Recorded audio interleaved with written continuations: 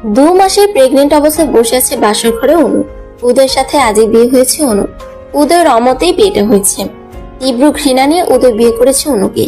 উদয় জানেও না যে ওর যার সাথে বিয়ে হয়েছে সে প্রেগনেন্ট।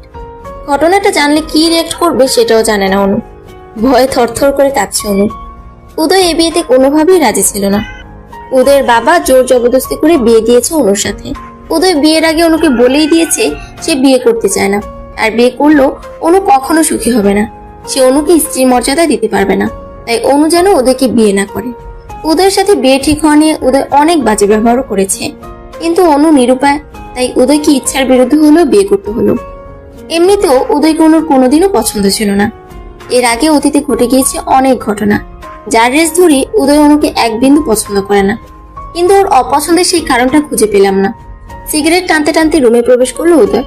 উদয়ের চোখে মুখে স্পষ্ট রাগের বলি রেখা ফুটে উঠেছে। উদয় রুমে এসে সোফায় বসে একটার পর একটা সিগারেট টেনে যাচ্ছে। গায়ের শেরওয়ানি খুলে ফ্লোরে ফেলে দিল। রাগে ফুঁসছে আর ওয়ালে নিজের হাত দিয়ে নিজেই ঘুষি দিচ্ছে। অনু উদয়কে দেখে খাট থেকে নিচে নেমে সালাম করতে গেল। উদয় সাথে সাথে অনুকে লাথি মেরে ফেলে দিল আর চুলের মুঠি ধরে তুলে বলে, আমি তোকে কোনোদিন নিজের বলে মেনে নিব না। ঘেন্না করি তোকে আমি। এই বিয়ে আমি মানি না। আমার জীবন থেকে দূর হয়ে যা তুই। তোর মতো মেয়েরা সবই পারে। ছলনাময়ী নারী, তোর মতো নারীকে স্পর্শ করাটাও পাপের। চোখ দিয়ে টপটপ করে পানি পড়ছে অনুর। যে উদয় অনু বলতে পাগল ছিল, সে আজ অনুকে ঘৃণা করে। উদয়ের গাল দিয়ে আজও সেই বিশ্রী গন্ধটা পাচ্ছে। উদয় আজও আবার মদ খেয়েছে। উদয়ের এই নেশাটা যে অনু বড্ড ভয় পায়। এই নেশার জন্য অনুর জীবনে অনেক কিছু ঘটে গিয়েছে। অনুর জীবনটা অভিশপ্ত হয়ে গিয়েছে এই নেশার জন্য। এই নিয়ে 2বার নেশা করতে দেখলো উদয়কে। উদয় রিয়েক্ট দেখে অনু ঠিক করলো সে উদয়কে বলবে তার প্রেগনেন্সির কথা, কারণ এটা উদয়ের জানা উচিত। আজ না হয় কাল ঠিকই জানবে, তখন আরো বেশি ভুল বুঝবো অনুকে। বিগত 2 মাসে 1000বার চেষ্টা করেও অনু উদয়ের সাথে কথা বলতে পারেনি। অনুর নাম্বার ব্লক করা। অনুকে দেখলেই উদয় সেখান থেকে চলে যায়। অনু নিজেও জানে না সে কি করেছে। অনু ভয় ভয় মন নিয়ে বলল, উদয়, আমার তোমাকে কিছু বলার আছে। কি বলবি তুই? তোর কোনো কথা শুনতে রাজি নই আমি। এই কথাটা যে শুনতেই হবে উদয়, এটা না বললে ভীষণ অন্যায় হবে। উদয় রাগান্বিত চোখ নিয়ে তাকালো। আমি মা হতে চলেছি উদয়। কি বললি তুই? মা হতে চলেছিস? পুরো কথাটা না শুনেই উদয় আমাকে প্রচন্ড মায়ের শুরু করে। পুরো শরীর রক্তাক্ত করে ফেলে। নেশা অবস্থায় উদয়ের হয়তো খেয়ালই নেই ও একটা মানুষকে মারছে। উদয় মারতে মারতে নিজের সমস্ত রাগ ছাড়তে লাগলো। যে উদয় আমার জন্য মানুষকে মারতো, সে আজ আমাকেই মারছে।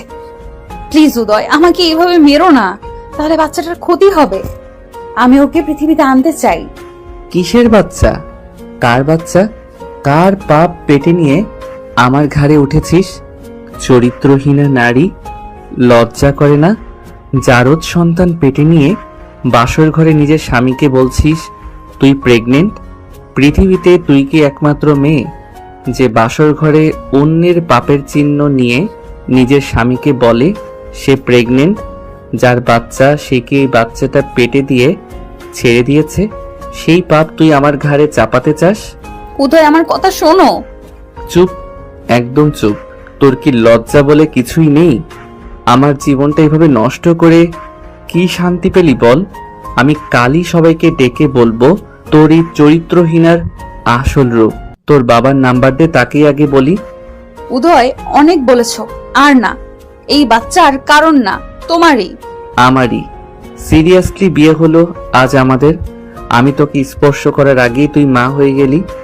অভিনয়টা ভালো ছিল, কিন্তু গল্পের থিমটা ভালো মেলেনি প্রেয়সী। এই বাচ্চা যে তিহানের, আমি কি জানি না ভেবেছিস? আমি সবকিছু নিজ চোখে দেখেছি। উদয়, মনে করে দেখো ভালো হবে। এই বাচ্চা তোমারই উদয়। ছি, তিহান ভাইয়ার কেন হবে এ বাচ্চা? আমাকে এত বড় অপবাদ দিও না।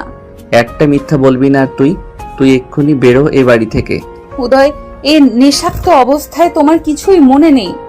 নেশা কাটুক, মনে পড়বে। আমি সামান্য একটু ড্রিঙ্কস করেছি, তার মানে এটা নয় আমার কিছুই মনে পড়বে। উদয়, আজও তুমি নেশাক্ত, সেদিনও নেশাক্ত ছিলে, তারই ফল এটা। ফ্ল্যাশব্যাক। ছোটবেলা থেকেই উদয় অনুকে পছন্দ করে। অসংখ্যবার প্রপোজও করেছে, কিন্তু অনু কোনোদিন উদয়কে পছন্দ করতো না। উদয়কে কেন অনু পছন্দ করতো না সেটা উদয় নিজেও জানে না। অনু নিজেই বুঝতো না কেন তার উদয়কে পছন্দ নয়। ছোটবেলা থেকে ডিস্টার্ব করতো বলে ওনার একটা বিরক্তি ছিল উদয়ের প্রতি। উদয় আর অনু এক পাড়াতেই মানুষ হয়েছে, পাশাপাশি তাদের বাসা। উদয়ের মা বাবারও অনুকে পছন্দ ছিল অনেক। উদয় আর অনুর বিয়েতে সবাই রাজি থাকলেও শুধু অনু রাজি ছিল না। অনুর মা বাবা হাজারবার বুঝালেও অনু কখনো রাজি হয়নি বিয়েতে। দুই পরিবারের অত্যন্ত ভালো রিলেশন। এই বিয়েটা নিয়ে ছোটবেলা থেকেই কথা হচ্ছে, কিন্তু অনুর জন্য কিছুই হয়নি। সেদিন মুষলধারে বৃষ্টি হচ্ছিল, বাইরে প্রচুর বজ্রপাত হচ্ছিল। কালবৈশাখী ঝড়ের দিন ছিল সেদিন। অনু ভিজতে ভিজতে উদয়ের বাড়িতে গিয়েছিল। অনু উদয়ের বাড়ির সামনে আসতেই ঝড় বৃষ্টি শুরু হয়। সেদিন বাড়িতে কেউ ছিল না। অনু ভিজে খুব কাঁদছিল। এদিকে কারেন্টও ছিল না। অনু উদয়দের বারান্দায় দাঁড়িয়েছিল। এমন সময় উদয় এসে অনুর পাশে দাঁড়ায়। উদয় বলে, এ কি অনু, তুমি এখানে? উদয়ের কথাগুলো কেমন জানি লাগছিল। অনু বুঝতে পেরেছিল উদয় নেশা করেছে। এমন সময় বাইরে প্রচন্ড জোরে বজ্রপাত হয়। অনু ভয়ে উদয়কে জড়িয়ে ধরে। অনুর ভেজা শরীর দেখে নেশাক্ত উদয় মাদকতায় হারিয়ে যায়। অনুকে নিজের সাথে শক্তভাবে জড়িয়ে ধরে। অনু জোর করেও নিজেও সরাতে পারেনি। উদয় সেদিন হারিয়ে গিয়েছিল অন্য জগতে।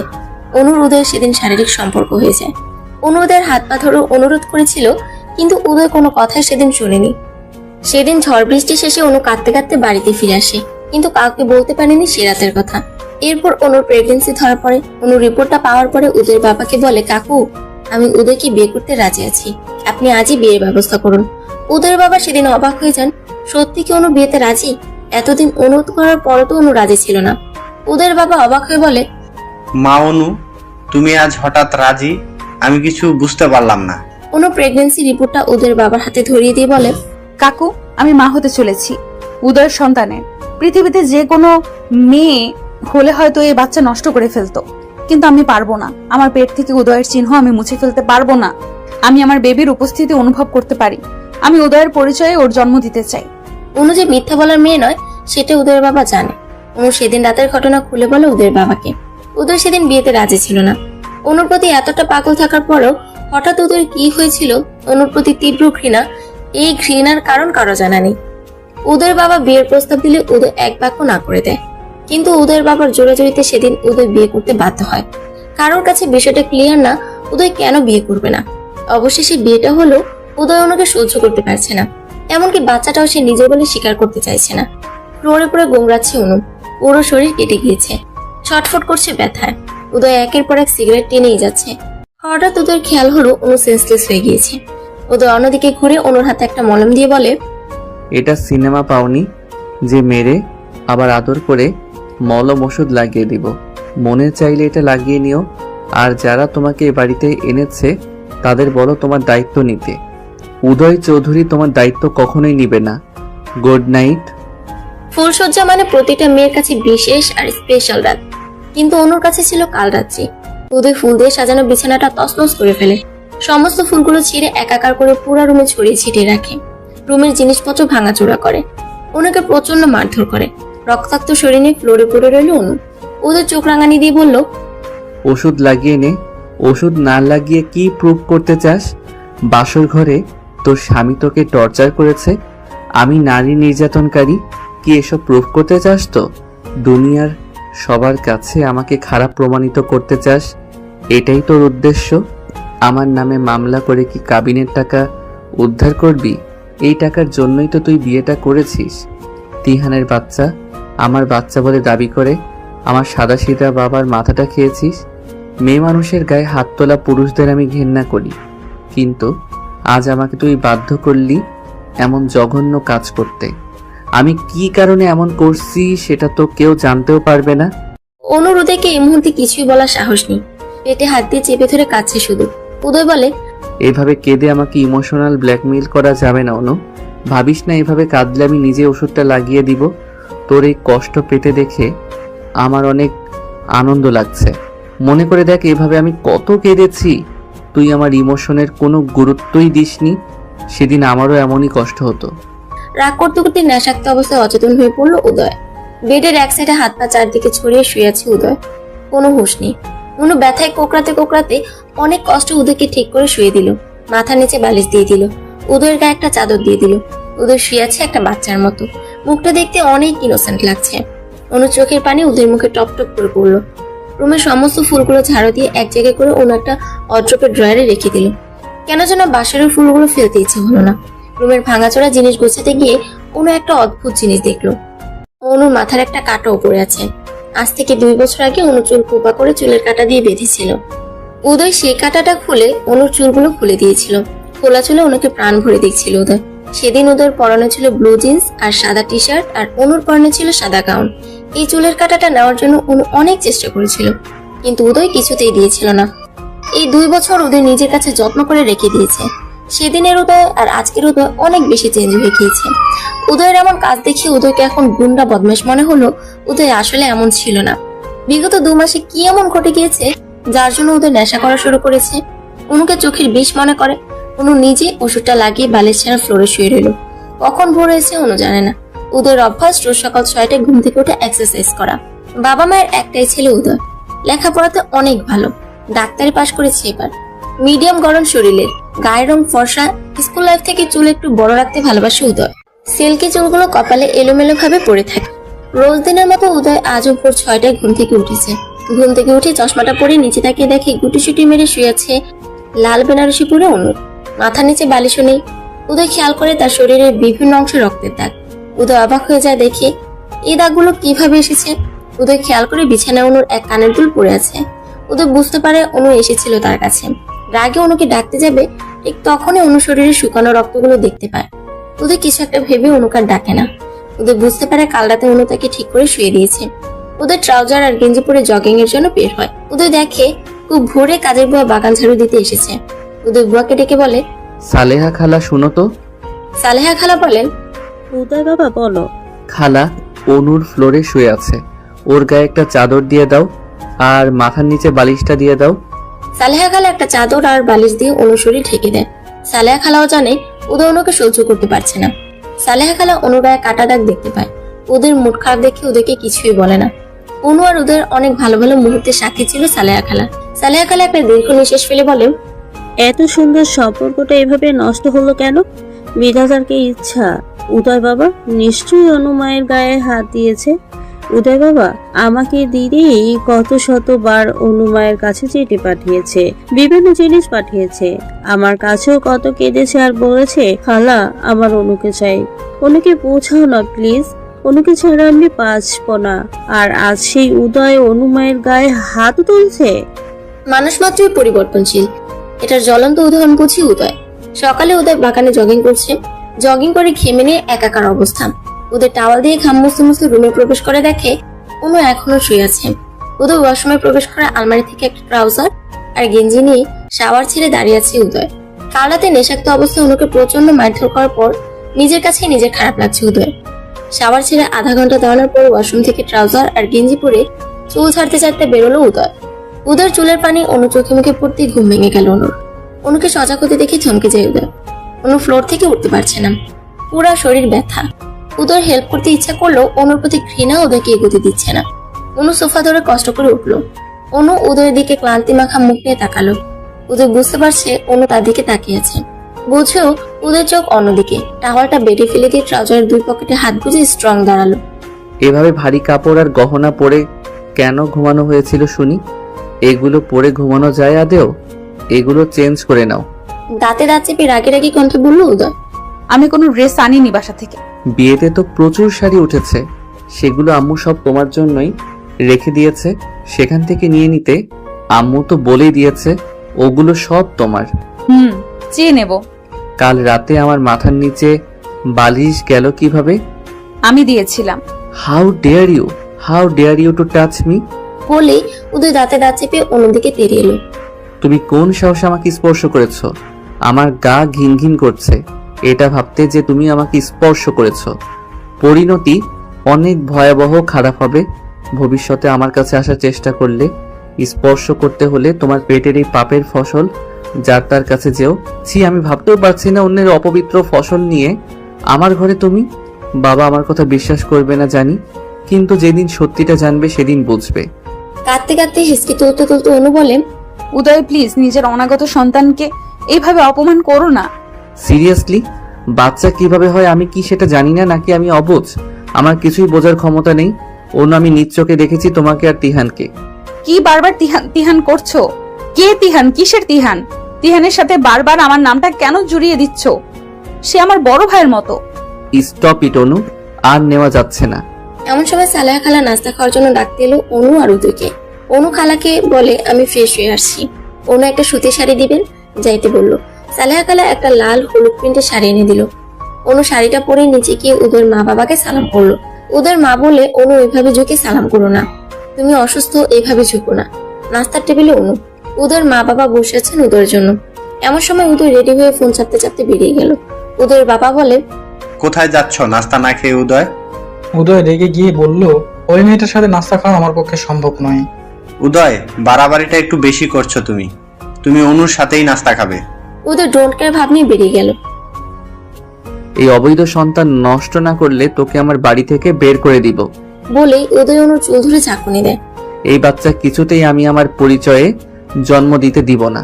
সমাজের কাছে তুই তোর সম্মান বাঁচাতে আমার জীবনটা নষ্ট করলি কেন? তোকে আমি 7 দিন সময় দিলাম, যদি এর মাঝে এই বাচ্চার ব্যবস্থা না করিস তাহলে আমার থেকে খারাপ কেউ আর হবে না। আর শোন, ভুলেও মা বাবাকে বলবি না আমি তোকে বাচ্চা নষ্ট করতে বলেছি।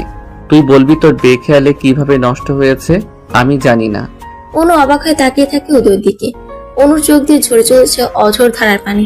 উদয়কে সে কিভাবে বুঝাবে, বোঝানোর ভাষা খুঁজে পাচ্ছে না। সকালে রাগ করে না খেয়ে বেরিয়ে গিয়েছে, আর সন্ধ্যায় এসে আবার রাগারাগি করছে। উদয় আবার উত্তেজিত হয়ে বলে, এভাবে চুপ আছিস কেন? চুপ থেকে আমার কথা এড়িয়ে যাচ্ছিস।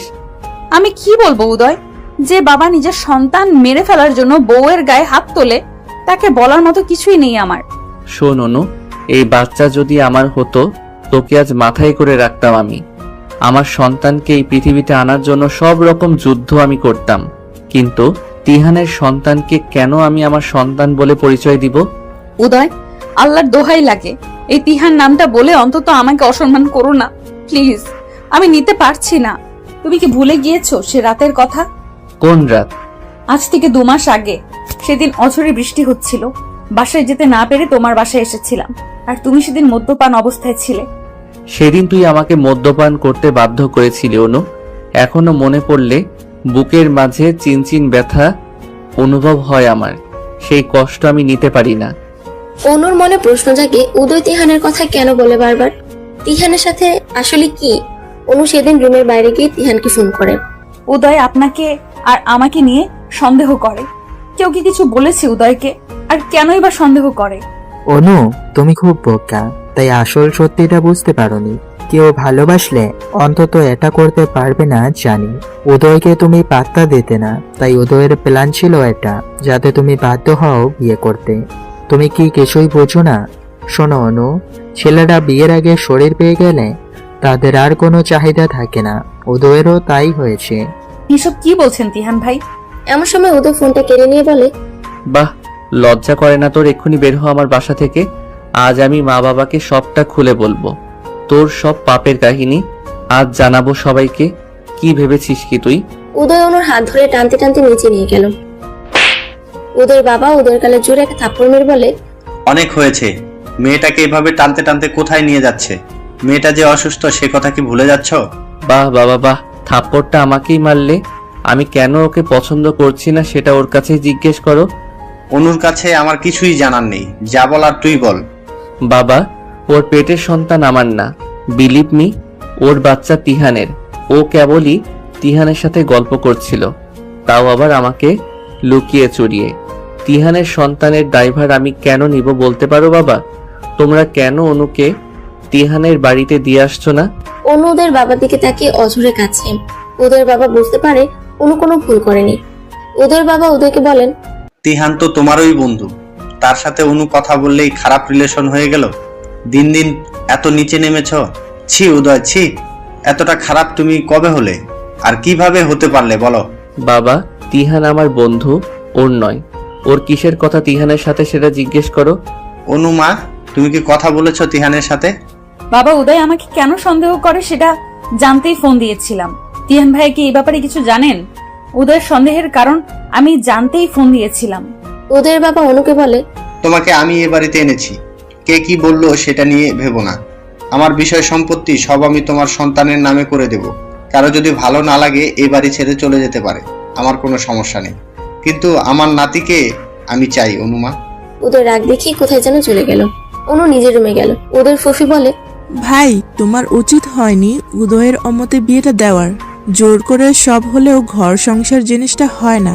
উদয়ের বাবা একটা দীর্ঘ নিঃশ্বাস ফেলে বলেন, অনুর পেটে উদয়ের বাচ্চা, আর উদয় কোন কারণে অনুকে ভুল বুঝছে। এই ভুল বুঝাবুঝি একদিন না একদিন মিটেই যাবে। তাছাড়া উদয় অনুকে ভীষণ ভালোবাসে। সেই ছোটবেলা থেকে অনুর পিছনে ঘুরেছে উদয়। অনু বলতে পাগল আমার ছেলে। আজ যদি আমি ওদের বিয়ে না দিতাম তাহলে উদয় কোনোদিনও আর বিয়ে করতো না। অনুর জন্য কোথা থেকে বিয়ে হলে উদয় ভেঙে পড়তো।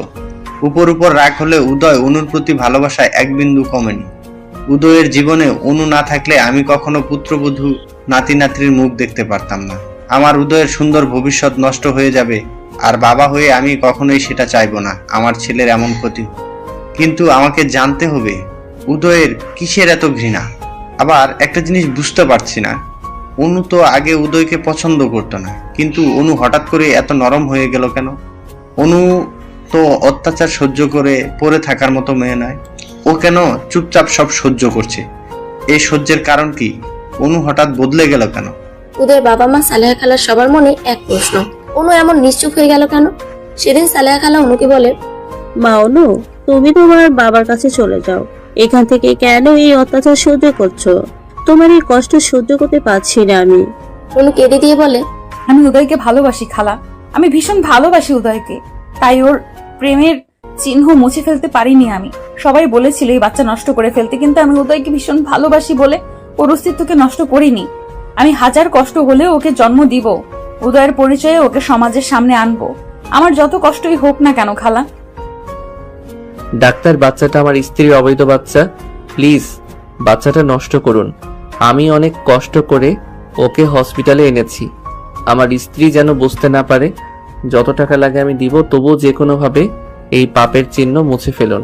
ডাক্তার বলেন, আপনি কি পাগল? কারো অজান্তে তার সন্তান আমরা নষ্ট করতে পারি না, এটা আইনত অপরাধ। ডাক্তার, যে জিনিসের কোনো বৈধতা নেই তার কিসের পাপ? উদয়, আপনি নিজেও একজন ডাক্তার, প্লিজ একটু বোঝার চেষ্টা করুন। তাছাড়া আপনার স্ত্রীকে আমরা সব রকম পরীক্ষা নিরীক্ষা করে দেখেছি, ওনার শারীরিক কন্ডিশন অনেক খারাপ। এই মুহূর্তে এমন কিছু করলে তাকে বাঁচানো যাবে না। আপনি কি চান আপনার স্ত্রী মারা যাক? উদয় খুব নরম কণ্ঠে বলে, না ডাক্তার, অনুর যেন 1% কোনো ক্ষতি হয় না।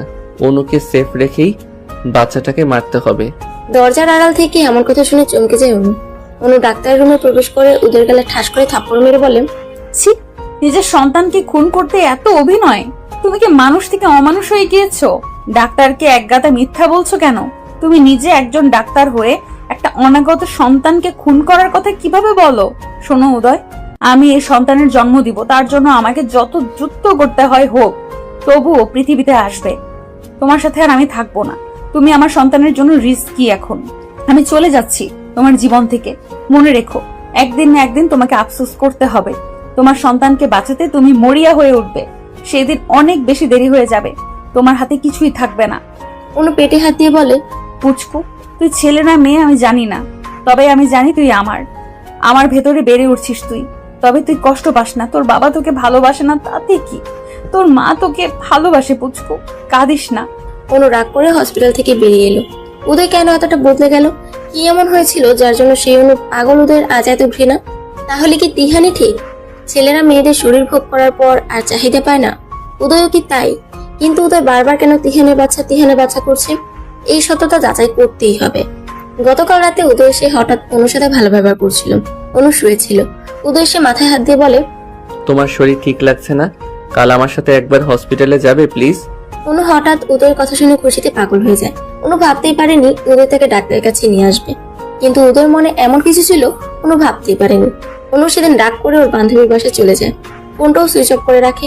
অনুর বান্ধবী শিয়া অনুকে দেখে চমকে যায়। কি রে অনু, তুই? What is surprise? অনু ভেতরে প্রবেশ করে বলে, এই তো এলাম, অনেকদিন দেখি না তোকে, তাই। খুব ভালো করছিস। উদয় কই? যাক, শেষমেশ উদয়ের ভালোবাসাটা বুঝেছিস। উদয় তো পৃথিবীর সব থেকে সুখী মানুষ এখন, কারণ সে তার অনুকে পেয়েছে। অনু শিয়ার দিকে তাকিয়ে বলে, উদয় আর উদয় নেই শিয়া। অনু দু চোখ অশ্রুসিক্ত হয়ে আছে। একটা সাহায্য এসছি, তুই ছাড়া আমার কাছে কেউ নেই।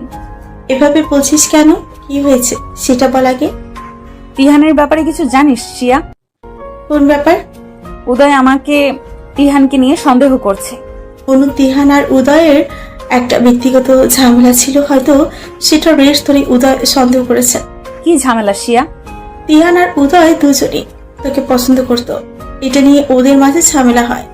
একটা সময় তিহান উদয়কে বলে, আমরা আর নিজেদের মাঝে আর ঝামেলা না করি, দুজন দুজনের মতো অন্যকে ভালোবাসার কথা প্রকাশ করব, কিন্তু কিন্তু কেউই অনুকে দুজনের ব্যাপারে কিছু বলবো না। আমি এতটুকু জানি, তোকে নিয়ে এতটুকু ঝামেলা হয়েছিল দুজনের মাঝে। অনু অবাক হয়ে গিয়ে সিয়াকে বলে, তিহান তো আমাকে বোনের মতো দেখে, এখনো বোন ডাকে, আমিও তাকে ভাই ডাকি। তিহান তো কখনো আমাকে প্রস্তাব দেয়নি। বলিস কি, তিহান তো ভীষণ পাগল ছিল তোর জন্য। এটা কিভাবে সম্ভব? তিহান তোকে কখনো প্রপোজই করেনি? না শিয়া, আমি আজই প্রথম জানলাম। তাছাড়া তিহান ভাই খুব ভালোভাবেই জানেন আমি উদয়কে ভালোবাসতাম। আমি একটা সময় উদয়ের প্রেমে পড়ে গিয়েছিলাম। সেই প্রেমটা খুব ভয়ানক ছিল। আমার সবকিছুর সাথেই উদয় মিশে গেছিল, আর সবকিছুর সাক্ষী তিহান ভাই ছিল। আমার প্রেম, আমার ভালোবাসা সবকিছু তিহান ভাইকে বলেছিলাম। তিহান ভাইয়ের সাথে আমার বরাবরই ভালো রিলেশন, সেটা প্রেমের নয়, বন্ধুত্বের। অনু, সিয়া, উদয়, তিহান সবাই স্কুলে একসাথে পড়তো। তবে অনু উদয়ের একটু জুনিয়র ছিল। এক পাড়ায় বাড়ি হতে ছোটবেলা থেকে রাগ, অভিমান, খুনসুটি সব নিয়ে বড় হচ্ছিল ওরা। কিন্তু ভীষণ পাগলাম করতো অনুর জন্য। প্রথম অবস্থায় অনুর প্রেম ভালোবাসার অনুভূতি ছিল না উদয়ের প্রতি, কিন্তু পরবর্তীতে অনুর মনে ফিলিংস জাগে উদয়ের প্রতি। অনু ভালোবাসে উদয়কে, কিন্তু সেই ভালোবাসা প্রকাশ করার আগেই উদয় অনু থেকে দূরে সরে যায়। সেদিন মুষলধারে বৃষ্টি হচ্ছিল। উদয় ফোন দিয়ে অনুকে বলেছিল, অনু, কোনোদিন কি আমার হবি না? ভিডিও কলে অনু দেখেছিল উদয়ের কষ্ট ভরা মুখটা। উদয়ের দু চোখ দিয়ে টপ টপ করে পানি পড়ছিল। উদয় পাগলামি করছিল, ভীষণ পাগলামি। যে পাগলামি দেখে স্পষ্ট বোঝা যাচ্ছিল উদয়ের ভিতরের কষ্ট। অনু বারবার প্রশ্ন করছিল, উদয় প্লিজ এইভাবে কেঁদো না, আমাকে বলো তোমার কি হয়েছে। উদয় সেদিন কান্না ভেজা কণ্ঠে বলেছিল, অনু, আমি তোমাকে খুব ভালোবাসি। আমি জানি তোমাকে আমি কোনোদিন পাবো না। আমি তোমার ভালোবাসার যোগ্য না। এই পাগলটাকে একবার ভালোবেসে দেখতে অনু। আমার যদি দুইটা হৃদয় থাকতো, দুইটাই তোমাকে দিয়ে দিতাম। জানি সম্ভব না, তবুও বলবো, একবার আসবে আমার জীবনে, একটা দিন আমাকে ভালোবাসবে, তাহলে ওই ভালোবাসার টুকু নিয়ে আমি সারা জীবন বেঁচে থাকতে পারবো। কেন তুমি অন্যকে ভালোবাসলে অনু? এই উদয়কে কাচের মতো টুকরো টুকরো করে ফেললে। অনু উদয়কে বলেছিল, আমি আসছি উদয়, আজ তুমি জানবে এই অনু কাকে ভালোবাসে। অনু ফোনটা কেটে সেদিন আগে তিহানের সাথে দেখা করতে যায়। তিহানকে অনু জানিয়েছিল সে উদয়কে তার মনের কথা জানাতে চায়। অনু তিহানকে একটা চিরকুট দিয়েছিল উদয়কে দিতে। অনু সরাসরি উদয়কে ভালোবাসার কথা বলতে লজ্জা পাচ্ছিল। তিহানের কাছে থেকে সোজা উদয়দের বাসায় যায়, কারণ কাল বৈশাখী ঝড় শুরু হয়। সেই ঝড়ে অনুর বাসায় পৌঁছানোর কোনো উপায় ছিল না। উদয়ের বাড়িটাই কাছাকাছি ছিল। অনু উদয়ের বাসায় যাওয়ার পরেই ঘটে সেই অঘটন। সেদিনের পর থেকে উদয়ের পরিবর্তন। উদয় বারবার অনুর বাচ্চাকে তিহানের বাচ্চা বলে দাবি করছে। এর অ্যাকচুয়াল কোনো কারণ অনুর জানা নেই। নিজের ভালোবাসার মানুষের কাছে অবহেলিত হওয়ার মতো লজ্জা, অপমান আর কোনো কিছুতেই নেই। ভালোবাসার মানুষের সেই ফসল না যায় মুছে ফেলা, না যায় কাউকে বলা। মাতৃত্ব প্রতিটা মেয়েকে ভিতর থেকে বাধা দেয় তার সন্তানের ক্ষতি করতে। উদয় একদিন সালেহা খালার কাছে একটা সাদা শাড়ি আর কাঠগোলাপের গাজরা পাঠিয়ে বলেছিল, জানি এটা অনু নিবে না, তবুও দিও, কোনোদিন যদি ভালো লাগে পরবে। সেদিন ছিল নববর্ষ। সেদিন অনু সত্যি শাড়িটা পরেছিল। শাড়ি পরে বাসার বাইরে বেরোলে উদয় অস্থির নয়নে দেখছিল অনুকে। অনুকে সাদা শাড়িতে এতটা স্নিগ্ধ লাগে সেটা উদয়ের জানা ছিল না। অনু উদয়ের সামনে এলে উদয়ের হাত পা কাঁপছিল। ভেতর থেকে এক ভয়, লজ্জা কাজ করছিল। উদয় কিছুই বলতে পারছিল না, শুধু বলেছিল, এত সুন্দর তোমাকে কাছ থেকে প্রথমবার দেখলাম। একবার উদয়ের ভয়ানক জ্বর হয়েছিল, যে জ্বরে উদয়ের কোনো হুঁশ ছিল না। জ্বরের ঘরে শুধু অনু অনু করেছিল। অনু দেখতে এসে উদয়ের কপালে হাত রাখতেই উদয় বলেছিল, আমার এই অসুখ অনন্তকাল থেকে যাক, এই বাহানায় অন্তত তুমি কপালে হাত ছুঁয়ে দাও। এই অসুখ বারবার হোক আর তুমি বারবার স্পর্শ করো। কথা থেকে কি হয়ে গেল, ভালোবাসা থেকে বিচ্ছেদের পরিণত হলো। বিচ্ছেদ মানেই জীবন থেকে প্রিয় মানুষটার বিদায়। বিচ্ছেদের যন্ত্রণা বড় বেদনাদায়ক। জানালার গ্রিল ধরে দাঁড়িয়ে অঝরে চোখের পানি ফেলছে অনু। শিয়ার বাসার নিচেই দুজন স্বামী স্ত্রী তাদের বিবিকে নিয়ে খেলা করছে। স্বামী তার স্ত্রীর হাত ধরে হাঁটছে। বাচ্চাটাকে পেয়ে ওর মা বাবার চোখে মুখে আনন্দের শেষ নেই। অনু নিজের পেটে হাত দিয়ে বলে, সোনা, তোর কি সত্যি কপাল এতটা খারাপ যে বাবার আদর পাবি না? চিন্তা করিস না, কত নবজাতকেরই তো জন্মের আগে বাবা থাকে না, তুইও তাই মনে করবি। এমন সময় শিয়া এসে বলে, অনু, তারপর বল কি অবস্থা? অনু শিয়াকে বলে, জানিস শিয়া, আমার কপালটা না খুব খারাপ, তবে এতটা খারাপ জানতাম না আমি। দেখ উদয় একটা সময় আমার জন্য পাগল ছিল, আর যখন আমি পাগল হলাম ও বদলে গেল আমাকে পাগল বানিয়ে। শিয়া বলে, হোয়াট, কেন? তুই কি জানিস না উদয় তোকে কতটা ভালোবাসে? ভালোবাসতো শিয়া, এখন আর বাসে না। ও চায় না আমি ওর সাথে থাকি। ও সব সময় বলে আমি যেন ওর জীবন থেকে চলে যাই। এই বাচ্চা উদয় চায় না শিয়া আমি চলে এসেছি। দেখ অনু, রিলেশন রাগারাগি আছে, তাই বলে কি বিচ্ছেদ করতে আছে? উদয় ঠিকই তোকে নিতে আসবে, দেখে নিস। ও কখনোই আসবে না, কারণ ও বেঁচে গিয়েছে। ও আমাকে ঝামেলা মনে করে। এমন সময় বাইরের দরজায় কেউ কড়া নাড়ছিল। শিয়া দরজা খুলতেই অবাক হয়ে যায় উদয়কে দেখে। এ কি উদয়, তুমি? অনুকে ডাকো সিয়া, আমি ওকে নিতে এসেছি। অনু, আমি জানি ও এখানেই আছে, আমি ওর লোকেশন দেখে এসেছি। তুমি বসো, তোমার সাথে কথা আছে। না সিয়া, আমি বসবো না। উদয়, একটা কথা বলি, আমি তো সবই জানি তোমাদের। অনুকে প্লিজ কষ্ট দিও না, অনু তোমাকে খুব ভালোবাসে। সিয়া, তোমার কাছ থেকে মাই অন্তত মিথ্যা ডিজার্ভ করি না। অনু আমাকে কোনোদিন ভালোবাসিনি বা বলেওনি। বলার আগেই তো তুমি দূরত্ব শুরু করলে। অনুকে কষ্ট দিও না, এমনি অনেক কষ্টে আছে। সিয়া, অনু আমাকে পুড়িয়ে পুড়িয়ে শেষ করে ফেলেছে। অনুর দেওয়া আঘাত আমি ভুলবো না। আমার ভেতরের আমিটাকে কেউ কোনোদিন দেখেনি আর দেখতে পাবেও না। প্লিজ উদয়, কিছু মনের মাঝে না রেখে সবটা ক্লিয়ার করো, ঝামেলার কারণটা খুঁজে বের করো, দেখবি সব অশান্তি মিটে যাবে। সিয়া, সবকিছু কি মেটার মতো? প্লিজ বাদ দাও। এমন সময় অনু এসে বলে, কেন এসেছো? বাড়ি চলো অনু। কেন, আমাকে মেরে ফেলতে, নাকি রাস্তায় নিয়ে আমাকে গাড়ি থেকে ফেলে দিয়ে মারতে চাও? অনু, তুমি ভাবলে কি করে আমি তোমার ক্ষতি করব? জানোয়ারের মতো বাসর ঘরে যে গায়ে হাত তুলতে পারে সে আর কি না করতে পারে। প্লিজ চলে যাও এখান থেকে, আমাকে শান্তি দাও। সরি, তোমার গায়ে হাত তোলাটা ঠিক হয়নি, আর কখনো এমন হবে না। প্লিজ চলো, বাবা অনেক চিন্তা করছেন। ও বাবা চিন্তা করছেন তাই? শুধুমাত্র বাবার জন্য? তুমি ফিরে যাও উদয়, এই চরিত্রহীনের মুখ আর তোমার দেখতে হবে না। উদয় কোনো কথা না বলে অনুর হাত ধরে টানতে টানতে গাড়ির কাছে নিয়ে যায়। অনু ছোটাছুটি করার চেষ্টা করলে উদয় কোলে করে গাড়ির ভেতরে উঠায় অনুকে। তারপর গাড়ির দরজা লক করে দেয়। উদয় গাড়ি স্টার্ট দিয়ে গান চালিয়ে দেয়। ও মেঘ রে, ও মেঘ রে, তুই জানা উড়ে, আমার বন্ধু থাকে যে শহরে। ও মেঘ রে, তুই বলিস বন্ধু রে, আমি আজও ভালোবাসি যে তারে। গানটা শুনতে শুনতে কোথায় যেন হারিয়ে গিয়েছে উদয় অনু দুজনে। গানটা এই মুহূর্তে দুজন এটাই বোঝাচ্ছে যে কারো প্রতি কারো ভালোবাসা বিন্দু মাত্র কমেনি। উদয় অনু দুজন দুজনের দিকে তাকিয়ে আছে অপলক দৃষ্টিতে, যেন কতদিন হয়ে গিয়েছে দুজন দুজনাকে দেখে না। উদয়ের চাহনির মাঝে এটা স্পষ্ট, অনুর জন্য উদয়ের কষ্ট হচ্ছে, কিন্তু উদয়ের মনে চাপা কষ্ট লুকিয়ে আছে, যার জন্য উদয় তার ভালোবাসা প্রকাশ করতে পারছে না। গাড়ির মাঝে অনু ঢলে পড়ে উদয়ের কাঁধে। উদয় অনুকে বলছে, সোজা হয়ে বসো অনু, এভাবে কাঁধের উপর থাকলে আমার অসুবিধা হচ্ছে গাড়ি চালাতে। উদয় অনুর মাথা সোজা করে দিল, কিন্তু অনু আবার ঢলে পড়লো। উদয় খেয়াল করলো অনু চোখ বন্ধ করে আছে।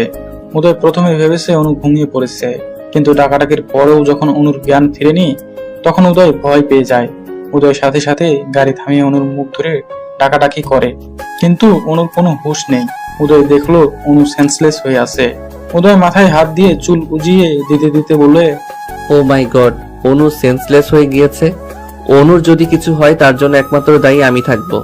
উদয় অনুকে ডাকাডাকি করে, মুখে পানির সেটা দেয়, কিন্তু কোনো কাজ হয় না। উদয় ভয় পেয়ে যায়, এই ভয় অনুকে হারানোর ভয়। উদয় অনুর দুই গালে দু হাত দিয়ে বলে, অনু, আমি আর কখনো এমন আচরণ করব না। আমি নিজেকে কন্ট্রোল করতে না পেরে এমন করেছি, কিন্তু আমি খেয়াল করিনি এতে তোমার ক্ষতি হতে পারে। তোমার পেটের বাচ্চার বাবা যেই হোক, মা তো তুমি। তোমার খুশির জন্য আমি এটা মেনে নিব। প্লিজ সুস্থ হয়ে যাও। সেন্সলেস অনু পড়ে আছে উদয়ের কাঁধে মাথা দিয়ে। উদয়ের কথা অনুর কানে পৌঁছালেও তার উত্তর দেওয়ার শক্তি হয়তো অনুর ছিল না। ভালোবাসা কি অদ্ভুত, তাই না?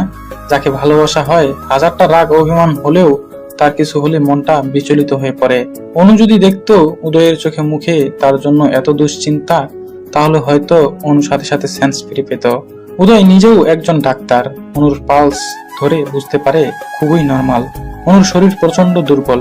গাড়িতে থাকা পানির বোতল থেকে চোখে মুখে পানি সেটা দিলেও সেন্স আসে না অনুর।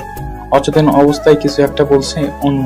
উদয়ের শার্টের কলার হাত দিয়ে শক্ত করে ধরে রেখেছে অনু।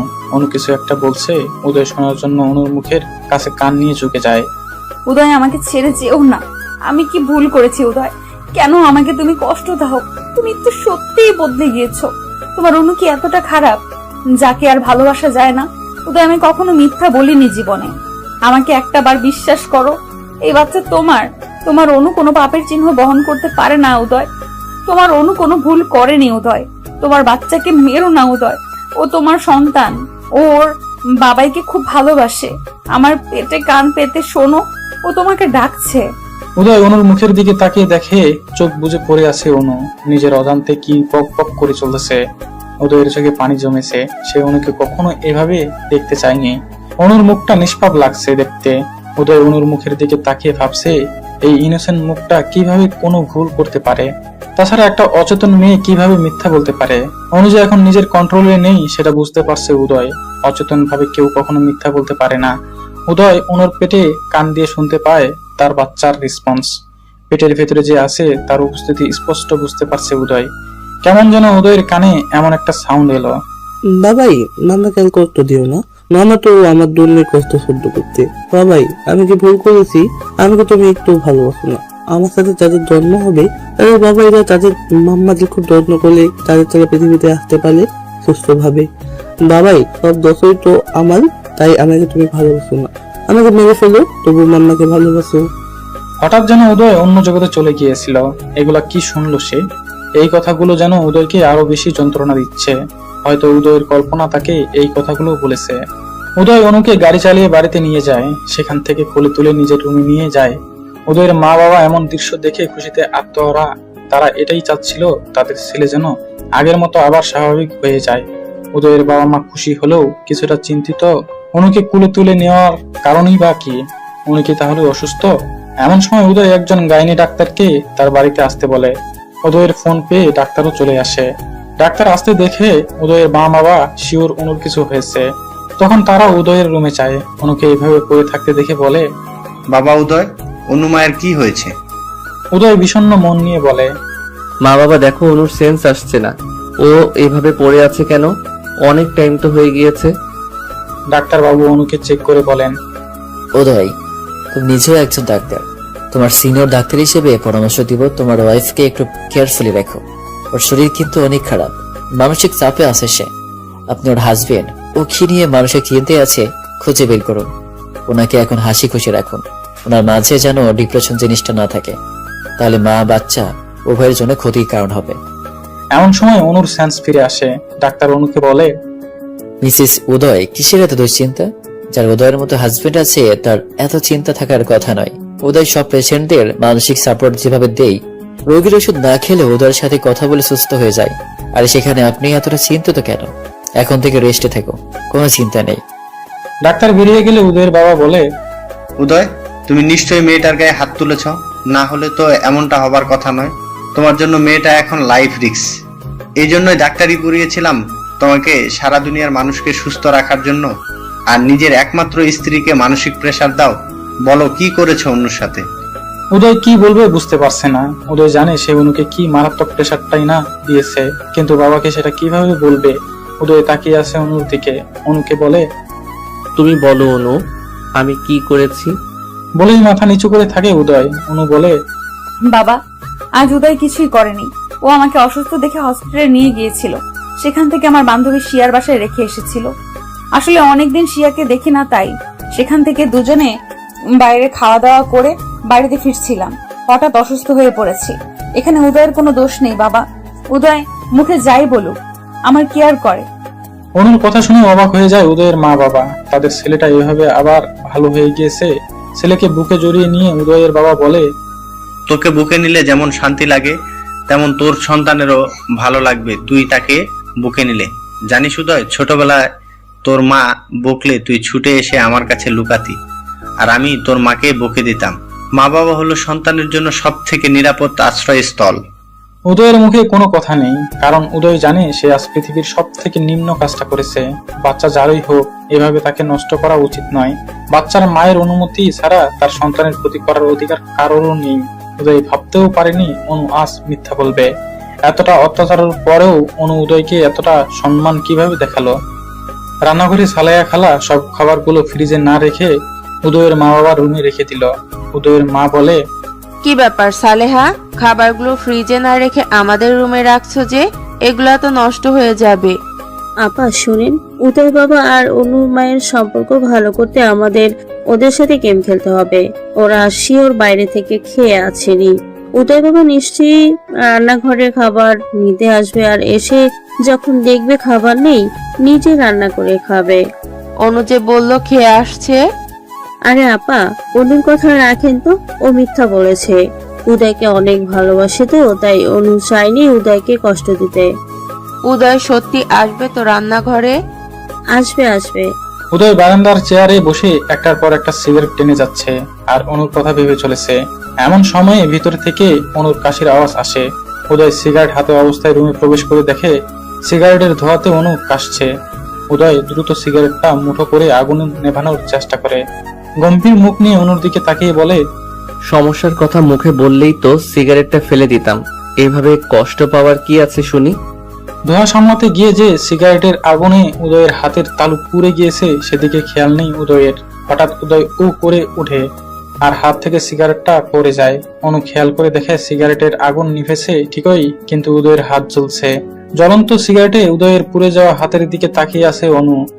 উদয় হালকা ও আ করছে ব্যথায়, কিন্তু অনুকে বুঝতে দিচ্ছে না কিছুই। অনু বলে, উদয় ব্যথা পেয়েছো? এভাবে হাতটা পোড়ালে কেন? নিচে ফেলে দিলেই তো পারতে। মন এত বেশি পড়ছে হাতের এই পোড়া, আমার একটু অনুভব হচ্ছে না।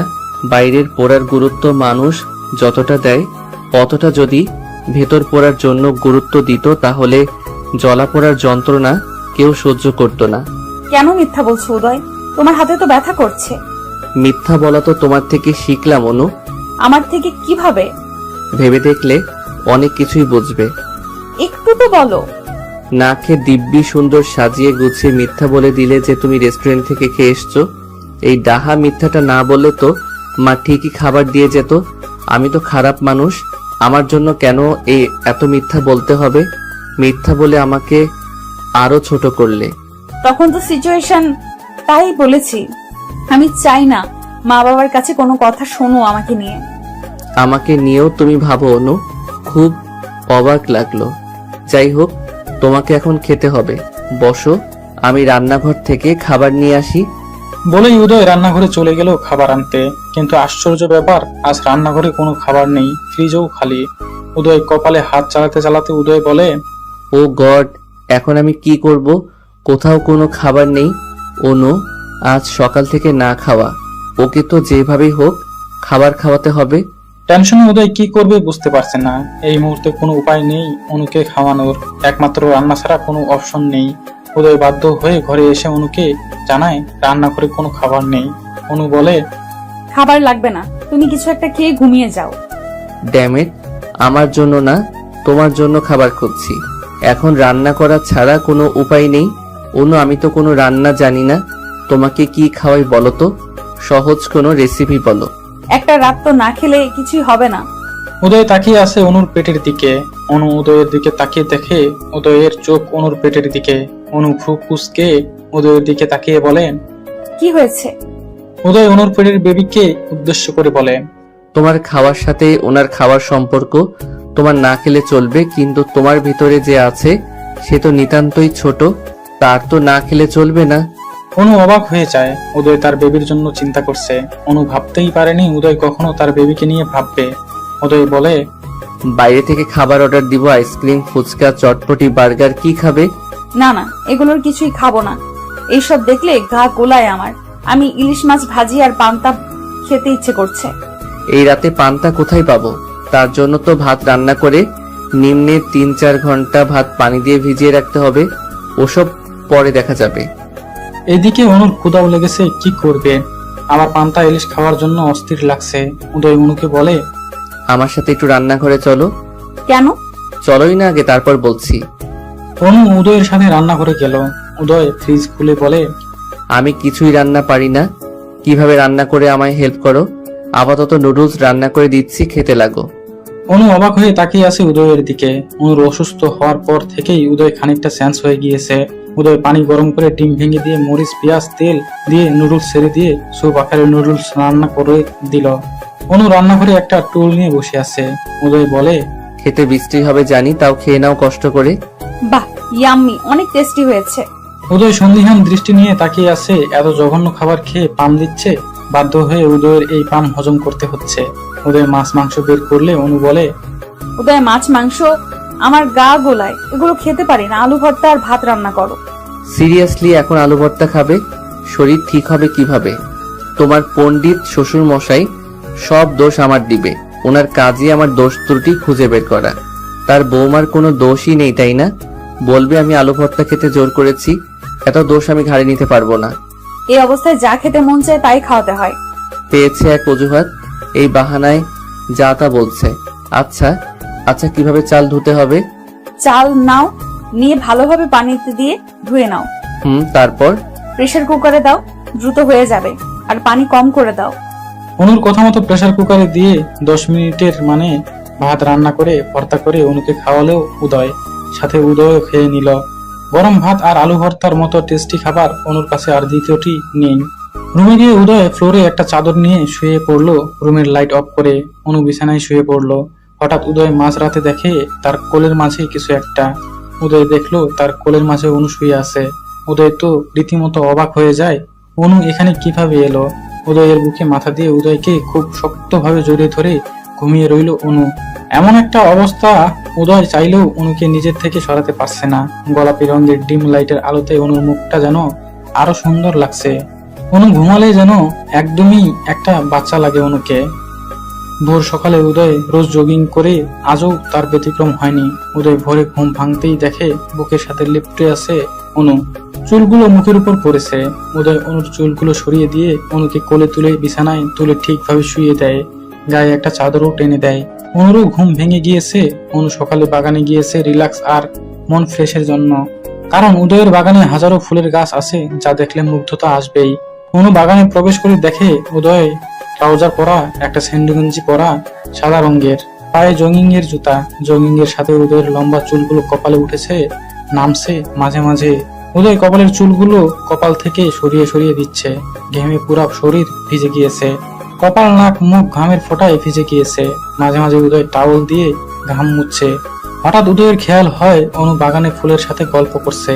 অনু ফুল দেখতে দেখতে অন্যদিকে চলে যায়। এমন সময় উদয়ের ফোনে ফোন আসে। কিরে শালা, কই তুই? আমার বাপের ভিটেতেই আছি। ভিটেতে নাকি বিছানাতেই আছিস?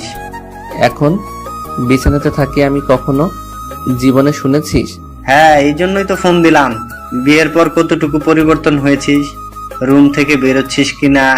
কেন, বিয়ে করলে কি রুমে পৌঁতে যেতে হয় নাকি? না, নতুন বিয়ে করলে তো 7-1 মাসের আগে রুম থেকে বেরোনোর কথা না। তা ফুলসজ্জা কেমন হচ্ছে ভাই? ড্যামেট ইওর ফুলসজ্জা। বুঝছি, এখন তো কিছু বলবা না। বউ পাশে নাকি? বউ নিশ্চয়ই ফোন রাখতে বলছে। সবকিছুতে বউ টানা হচ্ছে কি জন্য শুনি? আমার বউ ওরকম নয়। এখনই বউর উপর এত দরদ? বউ বলে কথা, 7 জন্মের সম্পর্ক বুঝিসই তো। বউ কেমন দেখতে হয়েছে? আমার বউ পরীর মতো সুন্দর। আর কি তখন থেকে বউ বউ করছিস? জগিং করছি, ফোন রাখ। বলেই উদয় ফোনটা কেটে দিল। সকাল 8টা বাজতেই উদয়ের মা আর সালেহা খালা 1 প্লেট পান্তা আর সাথে ডিম ভর্তি ইলিশ ভাজি কয়েক পিস হাজির করলো। অনু দেখেই খুব খুশি। এগুলো কোথায় পেলো জানতে চাইলে উদয়ের মা বলে, কাল রাতেই উদয় মাছের দোকানে অর্ডার করে রেখেছিল, তারা দিয়ে গিয়েছে। অনু ভাবতেই পারেনি উদয় এমন সারপ্রাইজ দিবে। উদয়ের মা বলে, অনুমা, একটা কথা বলি, তুই আস্তে আস্তে এটা জানার চেষ্টা কর উদয়ের এই রাগের কারণটা কি। উদয়ের তোর প্রতি এখনো সমান ভালোবাসা আছে, শুধুমাত্র কোনো অজানা রাগে উদয় এমন করছে। তুই এটা খুঁজে বের কর, কিসের এত ঘেন্না। আপনি ঠিক বলেছেন মা, আমাকে এটা খুঁজে বের করতেই হবে। উদয়ের কাজিন হঠাৎ উদয়ের বাড়িতে বেড়াতে আসে। সে উদয় আর অনুর ব্যাপারে সবটা জানে। উদয়কে বলে, অনুর প্রতি রাগ কমেছে? রাগ ঘৃণা কিছুই কমেনি, কিন্তু ওর অসুস্থতা আমি সহ্য করতে পারি না। ও অসুস্থ থাকলে আমার নিজের ভেতরে এক ভীষণ যন্ত্রণা হয়। আমি অনুকে ভালো দেখতে চাই। বিয়ের 2 মাস কেটে গিয়েছে। উদয় অনুর সম্পর্ক আজও ঠিক হয়নি। উদয়ের অপছন্দ আর ঘৃণা নিয়ে অনু পড়ে আছে উদয়ের বাড়িতে। বর্তমান অনুর বেস্ট ফ্রেন্ড উদয়ের কাজিন ইভা। অনেকদিন হয়েছে উদয়দের বাড়িতে এসেছে। ইফাকে পেয়ে অনু একজন সঙ্গী পেয়েছে। উদয় আর অনুর সব ঘটনা অনু ইফার সাথে শেয়ার করত। ইফা অনুর কাছে জানতে চায় তাদের ভুল বোঝাবুঝি কি নিয়ে। অনু একটা বড় নিঃশ্বাস ছেড়ে বলে, ইফা, আমি নিজেও জানি না, শুধু এইটুকু জানি উদয় আমার কাছে কল দিয়ে কেঁদেছিল। আমি ওর কান্না দেখে ওকে আমার মনের কথা জানাতে চেয়েছিলাম, কিন্তু ও আমার না বলা কথা আমি জানাতে পারিনি। উদয়ের খুব ইচ্ছা ছিল আমার মুখে ভালোবাসি কথাটা শুনবে, কিন্তু উদয় সেটা পারেনি। তার আগেই সবকিছু ওলটপালট হয়ে গিয়েছে। আমার মনে হয় তোমার উদয়কে ছেড়ে চলে যাওয়া উচিত অনু। শুধু এই অশান্তির জীবন কেন ভোগ করছো? আর কেনই বা পড়ে আছো? উদয়ের বাচ্চার জন্য কেন এত কষ্ট করছো? তার একটাই কারণ, আমি উদয়কে ভালোবাসি। কোনোদিন গেলেও আমি উদয়কে জানিয়ে দেব যে অনু তাকে ভালোবাসতো। হঠাৎ অনু সিঁড়ি থেকে পড়ে যায়। গড়াতে গড়াতে নিচে গিয়ে পড়ে। সাথে সাথে মারাত্মক পেটে পেইন শুরু হয়। ইফা দ্রুত এসে অনুকে ধরে। ইফা অনুকে দেখে বিচলিত হয়ে পড়ে। অনুকে খুব কষ্টে উঠায় আর চেঁচিয়ে বাড়ির সবাইকে ডাকে। ইফার চেঁচাচেঁচিতে উদয় এর মা বাবা দ্রুত এসে দেখে অনু ব্যথায় ছটফট করছে। অনুকে সবাই ধরে একটা চেয়ারে বসিয়ে দেয় আর অনুর কাছে জানতে চায় সে পড়ে গেল কিভাবে। তখন অনু বলে, জানি না, হঠাৎ পা পিছলে গিয়েছে। অনুর পা খানিকটা ফুলে মুচকে গিয়েছে। অনু পা বাড়াতে পারছে না। হঠাৎ অনুর মা বলে, এ কি, সিঁড়িতে এত তেল কেন? অনু তো এই সিঁড়িতেই পিছলে পড়ে গিয়েছে। তাই তো, সিঁড়িতে এত তেল কিভাবে এলো? সালেহা খালা ফেলেনি তো? ও আজ কাজেই আসেনি, তাহলে তেল কিভাবে এসেছে? ইফা দেখে তেলের ফুটোগুলো উদয়ের রুমের দিকে গিয়েছে। ইফা উদয়ের আম্মুকে বলে, দেখুন তো মামি, তেলের ফোঁটাগুলো কোন দিক থেকে এসেছে? আমার মনে হচ্ছে এটা উদয়ের রুমের দিক থেকে এসেছে। উদয়ের মা আস্তে আস্তে গিয়ে দেখে উদয় মাথায় তেল লাগিয়ে ল্যাপটপের দিকে মনোযোগ দিয়েছে। উদয়ের মা বলেন, কি ব্যাপার, তুমি আজ তেল লাগিয়েছো হঠাৎ? মাথায় খুব পেইন হচ্ছিল তাই। মাথায় পেইন তো হবেই, সারাদিন এসব হাবিজাবি চিন্তা করলে মাথায় পেইন হবে না তো কি অন্য কিছু হবে? ওদের মা মনে করেছেন উদয়ের এই কাজ এটা। উদয় ইচ্ছা করে ফেলেছে তেল যাতে অনু পড়ে যায় আর বাচ্চাটা নষ্ট হয়ে যায়। উদয়ের মা বলে, এখন তুমি খুশি তো? তোমার মনের ইচ্ছা পূরণ হচ্ছে? এতদিন মুখোশ পরে ভালো হওয়ার নাটক করেছিলে। উদয় রীতিমতো অবাক হয়ে যাচ্ছে। সে কেন এটা চাইবে যে অনুর বাচ্চা নষ্ট হয়ে যাক? একটা সময় চেয়েছিল বাচ্চাটা না হোক। এখনো উদয় অসন্তুষ্ট নয়, কিন্তু এই মুহূর্তে সে চায় না সে অনুর বাচ্চাটা নষ্ট হয়ে যাক। উদয় অবাক হয়ে প্রশ্ন করে, এগুলো কি বলছো? অনুর বাচ্চা নষ্ট এসবের মানে কি? মানে কি আমাকে নতুন করে বোঝাতে হবে উদয়? মাথায় তেল লাগিয়ে সে তেল সিঁড়িতে ফেলে রেখেছো যাতে অনু সিঁড়ি দিয়ে হাঁটতে গিয়ে তেলের ওপর পা দিয়ে পড়ে যায়, বাচ্চাটা নষ্ট হয়ে যায়, তাই না? তুমি কি ভাবছো কেউ কিছু বুঝবে না? আজ সালেহা বাড়িতে আসেনি, আর এদিক দিয়ে তেল নিয়ে কে যাবে? এ বাড়িতে যেখানে সেখানে তেল কে ফেলবে? এ বাড়িতে অনুর আলাদা কোনো শত্রু নেই তুমি ছাড়া। কি বলো মা? অনু পড়ে গিয়েছে, ও ঠিক আছে তো? ওর কোনো ক্ষয়ক্ষতি হয়নি তো? ওর কি হয়েছে না হয়েছে সে বিষয়ে তোমাকে জানতে হবে না। আমি এখনই ওকে বাপের বাড়িতে পাঠিয়ে দিচ্ছি, সেটাই ভালো হবে। উদয় মায়ের কথা পাত্তা না দিয়ে দ্রুত অনুর কাছে ছুটে আসে। অনু পেট ধরে ব্যথায় ছটফট করছে। উদয় ব্যস্ত হয়ে বলে, অনু, কি হয়েছে তোমার? খুব কষ্ট হচ্ছে? কিভাবে পড়লে? উদয় আমার পেটে এমনিতেই ব্যথা করে প্রায় সময়, জানি না কেন। উদয়, সিঁড়িতে কি তুমি এই তেলটা ফেলেছো? বিশ্বাস করো অনু, সরি, আমাকে বিশ্বাস করার কোনো কারণ তোমার কাছে নেই জানি, তবু বলবো আমি এই কাজ করিনি অনু। আর আমি তো জানি তুমি পড়ে গেলে তোমার ক্ষতি হয়ে যেতে পারে। তোমার ক্ষতি হতে পারে এমন কাজ আমি কখনো করব না। আমি জানি আমার কথা বিশ্বাস করার মতো কোনো কারণ তোমার কাছে নেই, কারণ আমি এর আগে অনেকবার তোমার বাচ্চা নিয়ে তোমাকে অনেক কিছু বলেছি, কিন্তু বিশ্বাস করো এখন আর আমি চাই না যে তোমার বাচ্চাটার কিছু হোক। অনু কোনো কথা না বলে উদয়ের মুখের দিকে তাকিয়ে আছে, কেননা অনু বুঝতে পারছে উদয়ের কথার মাঝে কোনো ভুল নেই, কোনো মিথ্যা নেই। অনু উদয়কে বলে, আমি জানি উদয় এই কাজ তোমার নয়, আমি তোমাকে বিশ্বাস করি। উদয়, তুমি কি সত্যি? অনুর মুখে বিশ্বাস কথাটা শুনে উদয় যেন মানসিক তৃপ্তি পেল, কিন্তু উদয়ের মনে এই প্রশ্ন থেকেই গেল, এই তেল এখানে কিভাবে এলো? উদয় তো তেল নিয়ে সিঁড়িতে যায়নি। তেলটা কিভাবে এলো? অনু উদয়কে বিশ্বাস করলেও বাড়ির কেউ বিশ্বাস করেনি। তাদের ধারণা এ কাজ উদয়েরই। পরের দিন সন্ধ্যায় ইফা অনুকে বলে, উদয় বাগানে কাঁদছে অনু, ও হয়তো ওর ভুল বুঝতে পেরেছে। উদয় আমাকে বলেছে ওর তোমার জন্য খুব কষ্ট হচ্ছে। যাও অনু, বাগানে যাও। অনু বাগানে গিয়ে দেখে উদয় পেছন থেকে ঘুরে দাঁড়িয়ে আছে। অনু উদয়কে বলে, তোমার ভুল বুঝতে পেরেছো? আমি জানতাম একদিন না একদিন তোমার ভুল তুমি বুঝতে পারবে। এ বাচ্চা তোমার, আর আমিও তোমাকে ভালোবাসি, ভীষণ ভালোবাসি। প্লিজ আমাকে দূরে সরিয়ে রেখো না। অনু উদয়ের ঘাড়ে হাত দিতেই অবাক হয়ে যায়। এটা উদয় নয়, তিহান। অনু তিহানকে বলে, এই কি দিহান ভাই, আপনি এখানে? এই সন্ধ্যাবেলা আপনি এখানে কি করছেন? তোমাকে খুব মিস করছিলাম অনু, অনেকদিন দেখি না তোমাকে, ফোনটাও তো রিসিভ করো না। দেখুন তিহান ভাই, প্লিজ এখান থেকে যান। উদয় দেখলে আমাকে ভুল বুঝবে। উদয় আমাকে আর সহ্য করতে পারবে না। এমনিতেই উদয় আপনাকে আর আমাকে নিয়ে সন্দেহ করে। এমন সময় পিছন থেকে উদয় হাতে ক্লাব দিয়ে বলে, অস্থির সিন অনু, অসাধারণ। এটাই হলো আসল অনু, আর আমার সাথে থাকে অভিনয় করা অনু। উদয় তিহানের কলার ধরে কয়েকটা ঘুষি দিয়ে বলে, তোর এখানে কি কি চাস? তোর এই বাচ্চা চাস? অনুকে নিয়ে বের হওয়া আমার বাসা থেকে। ওই চরিত্রহীনাকে কি জন্য আমার বাসায় রেখেছিস? টাকার জন্য? কত টাকা বল? কত টাকা হাসিলের উদ্দেশ্যে এই কাজ করেছিস? কত টাকা হলে আমাকে মুক্তি দিবি এই যন্ত্রণা থেকে? অনু কাঁদো কাঁদো গলায় বলে, উদয় বিশ্বাস করো, আমি কিছুই করিনি। আমি এখানে তুমি ভেবে এসেছি। আমি জানতাম যে এখানে তুমি আছো। তিহান ভাই কিভাবে এলো আমি জানি না। চুপ, একদম চুপ। কোনো কথা বলবি না। বেরিয়ে যা তিহানের সাথে। তোকে কে বলেছে আমি এখানে ছিলাম? ইফা আপু বলেছে। একদমই মিথ্যা বলবি না। এখন ইফার দোষ দেওয়া হচ্ছে। ইফা না থাকলে তো আজ তোর এই কুকীর্তি আমি ধরতেই পারতাম না। অনু অবাক হয়ে যায়। ইফা নিজেই তো অনুকে এখানে পাঠিয়েছিল। ইফা আবার উদয়কে অফিস থেকে আসতে বলেছে।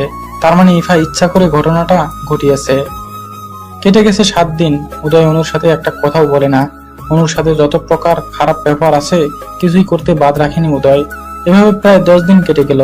উদয় অফিস থেকে ফেরার সময় খেয়াল করে তিহান একটা মেয়ের সাথে রেস্টুরেন্টে বসা। উদয় অনুকে ভিডিও কল দিয়ে দেখে অনু বাড়িতেই আছে। তাহলে এই মেয়েটাকে? উদয় গাড়ি থেকে নেমে একটু এগিয়ে যায়। তিহানের সাথে থাকা মেয়েটাকে দেখে চমকে যায় উদয়। তিহানের সাথে মেয়েটি তারই কাজিন ইফা। আশ্চর্য লাগলো উদয়ের কাছে, তিহানের সাথে ইফা কিভাবে এলো? দুজনে খুব হাসাহাসি করছে। তার মানে ইফা তিহানকে আগে থেকেই চিনে। দুজনকে দেখে বেশ ক্লোজ মনে হচ্ছে। উদয় যেন মানসিকভাবে একটা ধাক্কা খেলো।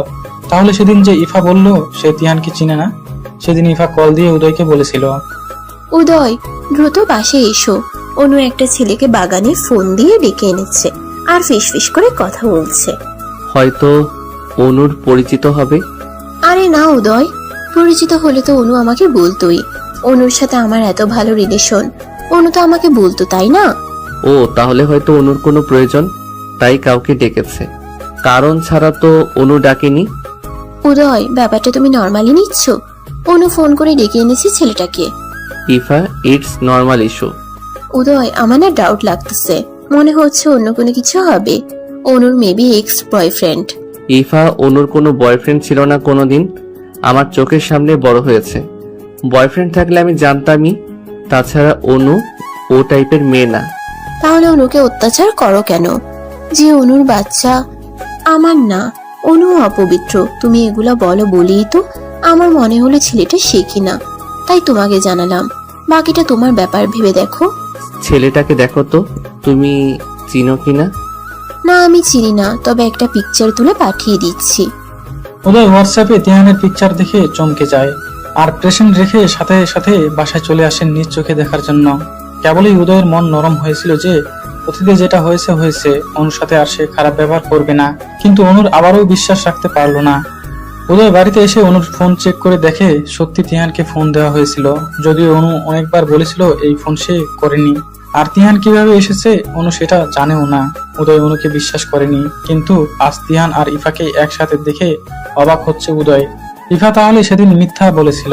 উদয় গাড়িতে গিয়ে বসে কপালে হাত চালাতে লাগে। কোথাও কিছু একটা গোলমাল হচ্ছে। এমন সময় ওখান দিয়ে অনু যাচ্ছিল। অনুকে দেখে বেশ মন খারাপ লাগছে। উদয় অনুকে দেখে গাড়ি থেকে নেমে অনুর কাছে যায়। অনু উদয়ের থেকে বেশ কিছু দূরে এগিয়ে হঠাৎ অনুর পায়ে কিছু একটা বেঁধে অনু পড়ে যেতে যায়। সাথে সাথে তিহান গিয়ে অনুকে ধরার চেষ্টা করলে অনু নিজেকে সামলে নিয়ে বিরক্তি নিয়ে বলে, ডোন্ট টাচ মি ভাইয়া। অনু, তোমার শরীর ঠিক নেই, আমি হেল্প করছি। হেল্প? কিসের হেল্প? আজ অব্দি একটা